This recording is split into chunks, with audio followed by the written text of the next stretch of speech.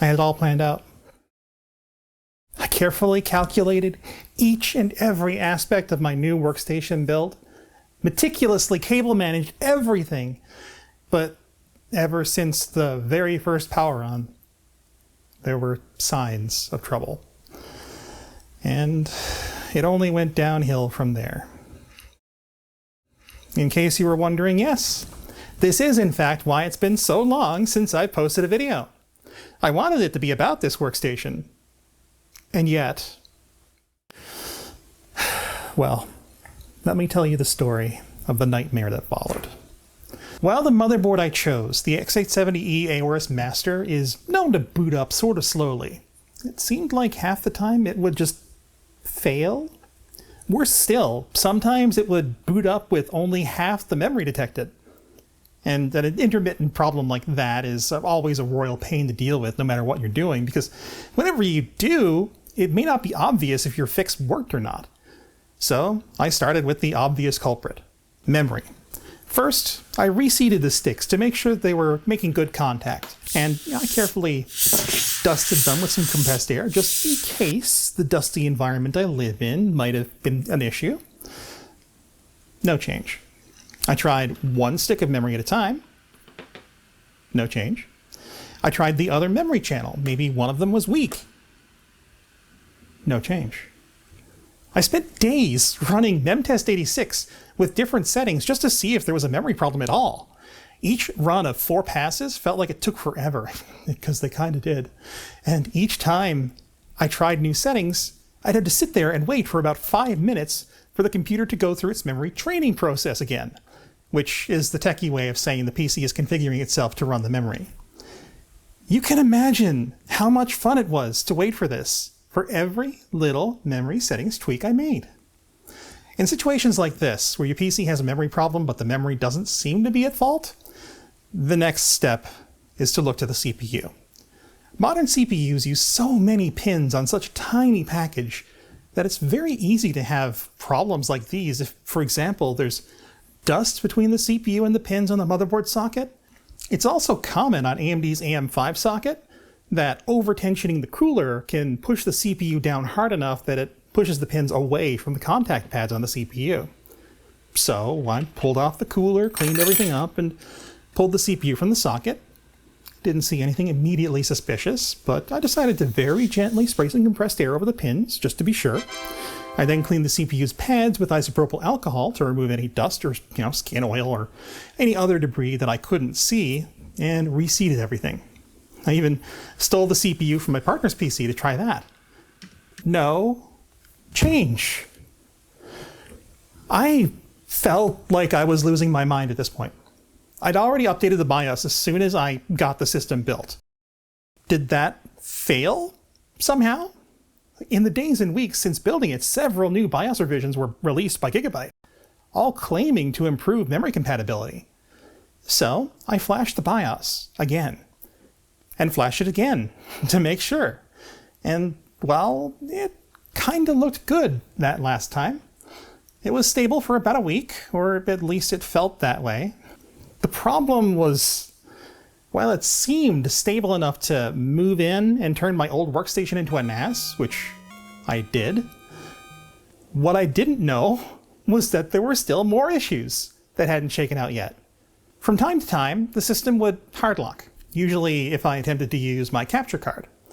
No blue screen or anything, just a hard freeze, and then a reboot. Windows would log no errors, and when the system would come back up, the wireless card would be missing in action, and it wouldn't be long before it would just be like that. And at first I kind of welcomed this because the Wi-Fi adapter's small maximum PCI Express payload size reduced the efficiency of everything else connected to the chipset, which meant my capture card no longer had the bandwidth to run at full quality 4K 60, all of which is a topic for a future video. But even if I liked the Wi-Fi adapter gone, it was still a problem that I needed to fix. By this point, I suspected something was up with the motherboard itself, but for now, I figured I'd try disabling the Wi-Fi adapter to make sure that that wasn't the problem. Except you can't disable the Wi-Fi adapter. That's right. Not only is Gigabyte's setup utility missing some pretty critical options, but many of the options that are there are missing descriptions. If you have a recent Gigabyte motherboard and you're looking for some options, check the AMD CBS menu. For whatever reason, most of the stuff related to the chipset has just been stuffed in there and have no equivalent option in the main menus. It was discovering this that led me to trying to figure out which PCI Express port out of these options the Wi-Fi adapter was connected to so that I could just disable it for testing. But it was at that point that the system decided that it no longer wanted to boot at all. No matter what I did, I could not get it to come back up. The code the motherboard stopped on suggested it may be a CPU issue, so reluctantly, I decided to check the pins one last time. It's worth noting, at this point, I was getting pretty fed up. While I was pretty sure the motherboard was the issue, I had to at least rule out the CPU for certain.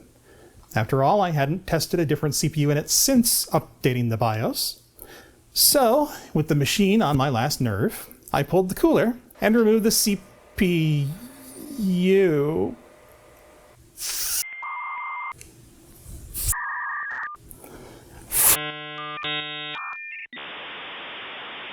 This is the worst nightmare of anyone who's ever installed a CPU in an LGA socket like this.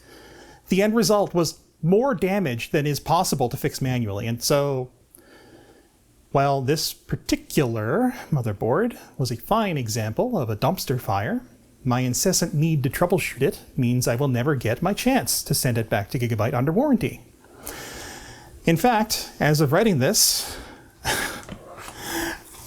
my desktop was a Steam Deck. I wrote this script on a Steam Deck. While I was stuck with the desktop, I realized that the GPU was actually locked to 500 megahertz in desktop mode, but you can fix that by installing Decky and Power Tools. And then you can launch Steam Big Picture mode and adjust the settings to taste. Enjoy your responsive desktop. I know I am after struggling for a bit. But okay, I f***ed up, kicking myself over and over and looking at options. I could try and send it back to Gigabyte and pay for repairs, but that would mean even more downtime.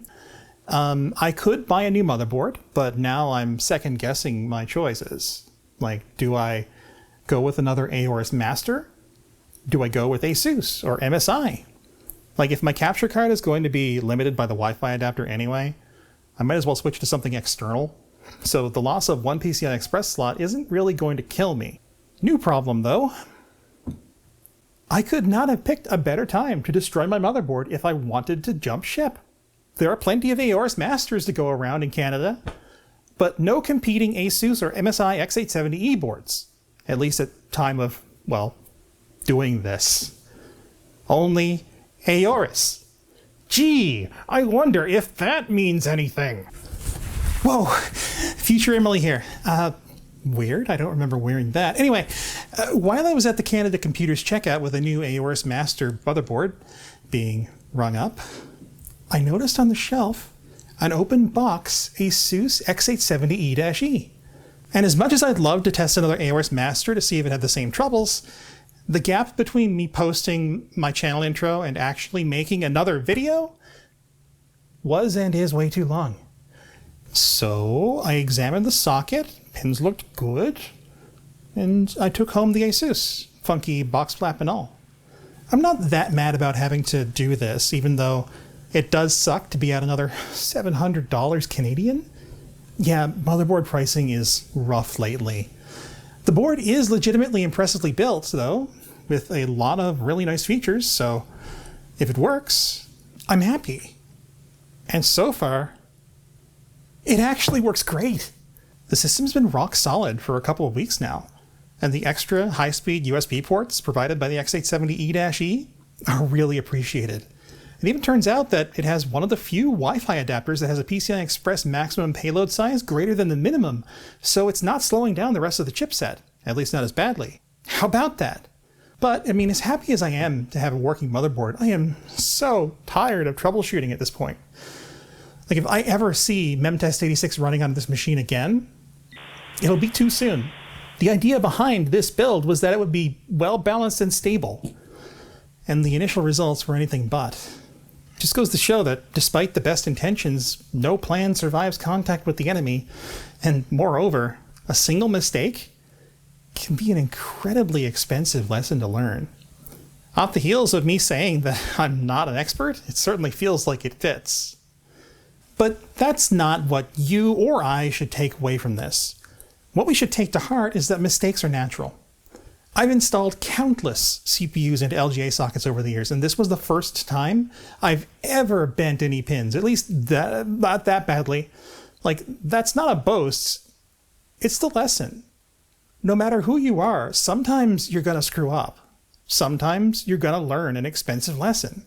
And as long as you can pick up the pieces, understand what went wrong and why, you'll end up better and more experienced for it.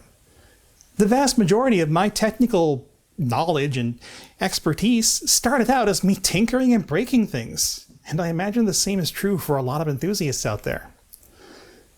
So, this was a disaster, yes, but it's a disaster that I can learn from, and it's a disaster you can learn from too. In a roundabout way, this is actually the kind of experience I wanted to bring to the channel in the first place. It just, it would have been nice if it had happened to a less expensive, less mission-critical part of my operation. And speaking of mission-critical, I have to thank my supporters on Patreon, Ko-fi, and Ko-fi? I've heard both. And YouTube memberships, because without them, there's no way that I could absorb this kind of mess. In fact, I owe every one of you my gratitude because it's been so long since I've released the channel intro that I'm sure some of you have been wondering where I've been. So, again? I keep disappearing, don't I? So it really does mean the world to me that you've stuck around.